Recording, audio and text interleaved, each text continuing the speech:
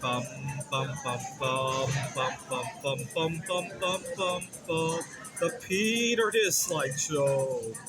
Bum bum bum bum bum bum bum. We're coming up to St. Patrick's Day, and I normally don't celebrate St. Patrick's Day, but I'm superstitious. And something happened a few years ago that made me appreciate St. Patrick's Day. It was late February of 2020, and one day on my way to work, I used to walk a lot, exercise and all that. I had just gotten over my eating disorder. I also wanted to get some exercise as well. One day while walking, I accidentally put my foot into some loose mud and got my socks dirty.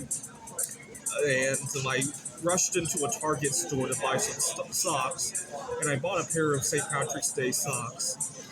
And not long after that, obviously, the school shut down, and I was stuck at home, and I had these St. Patrick's Day socks during the quarantine, and it just sticks out as a memory. And so, and then after we went into quarantine, I did really well with my work, and I discovered some AI that I presented at the conference that year at the Computer Olympiad, and it was just lucky. And so now I get excited every time I celebrate St. Patrick's, even though I'm not Irish. I don't drink or anything. It's just become a memory. Another memory sticks out. It has to do with my eating disorder. I was texting my boss on the day of St. Patrick's Day, actually, and but I was eating. And as I'm texting my boss, wondering what to do, he says, "Oh, I'm gonna call you shortly."